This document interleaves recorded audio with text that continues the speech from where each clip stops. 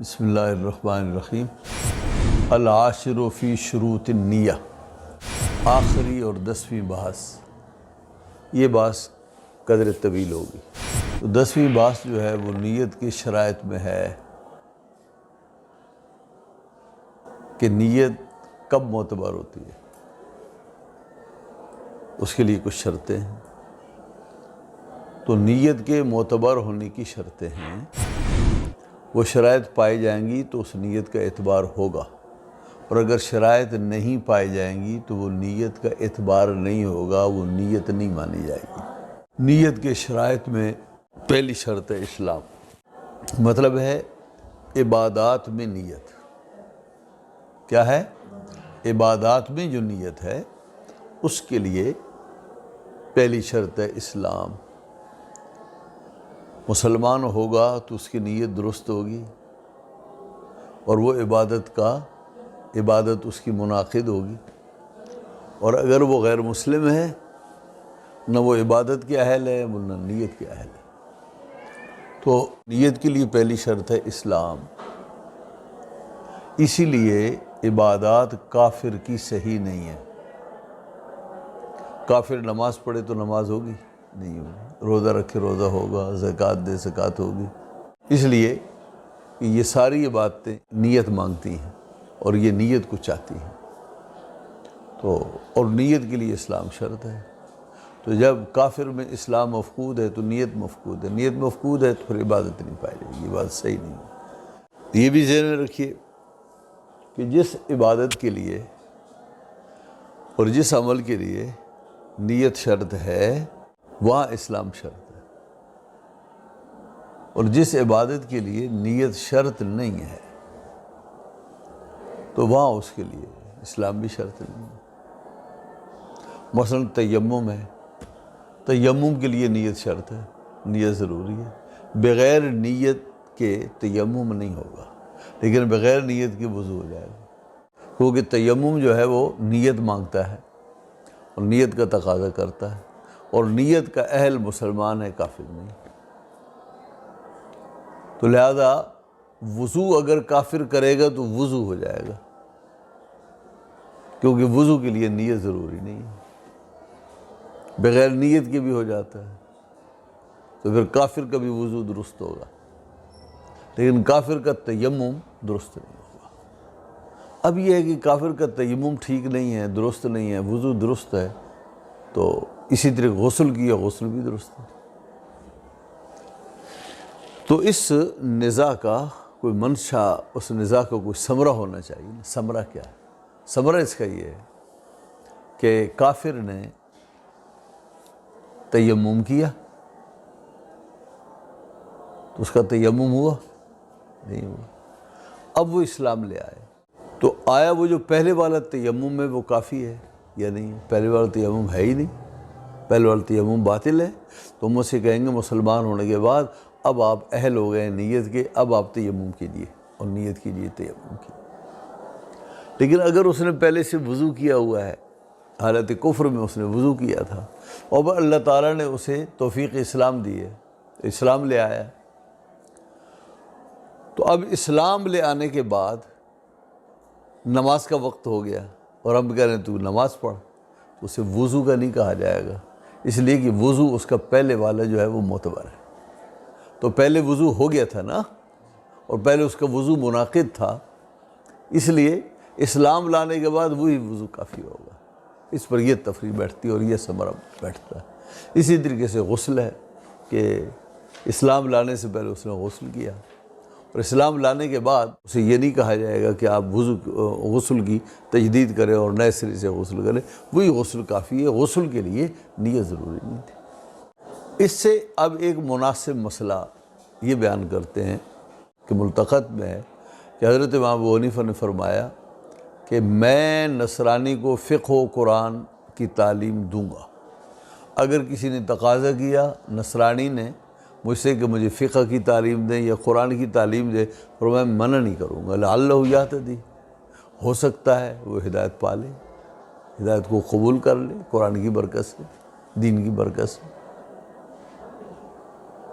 لیکن وہ قرآن مجید کو نہیں چھوئے گا۔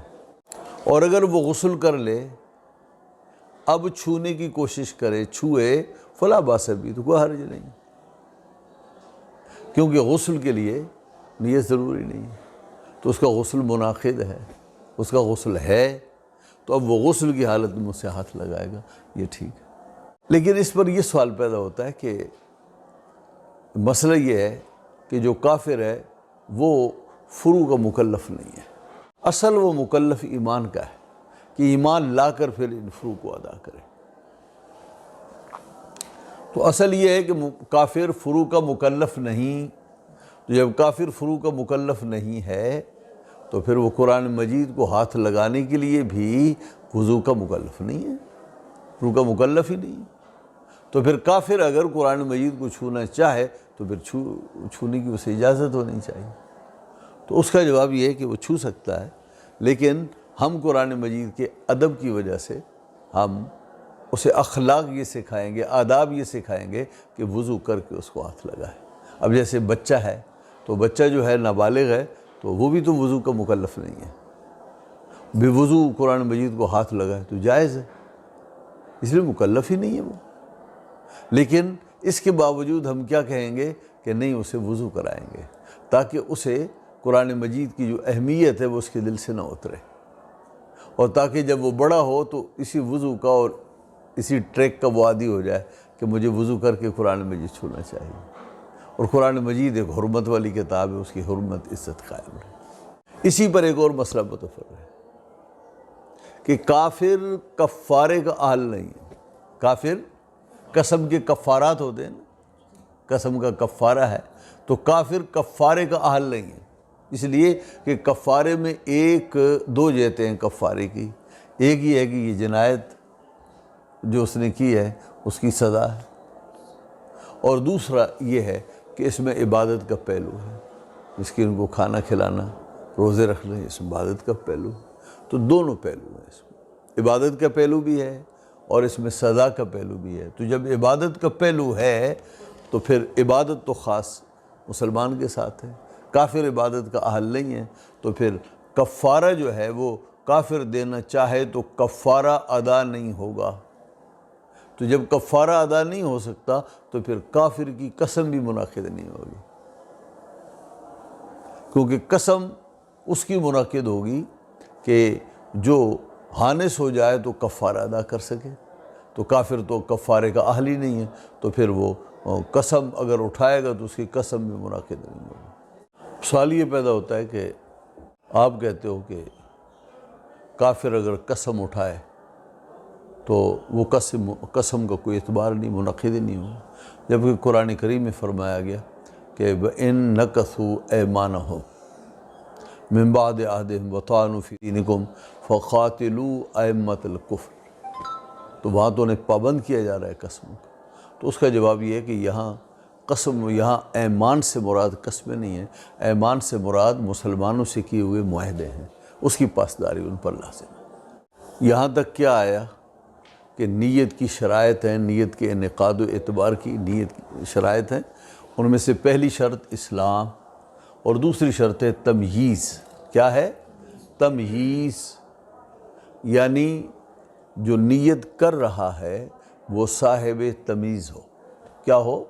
تمیز والا ہو، اسے عبادت و عادت کے بیچ میں فرق کا پتہ ہو کہ یہ عبادت ہے، اس عبادت کا اسے سمجھ ہو، اس کا اسے شعور ہو۔ اب مثلا 4 سال کا بچہ ہے، 3 سال کا بچہ ہے، اسے کیا معلوم کہ نماز کیا ہوتی ہے؟ تو لہذا اگر یہ نماز کی نیت کرے تو نیت نہیں ہوگی، نیت نہیں ہوگی تو عبادت بھی نہیں ہوگی۔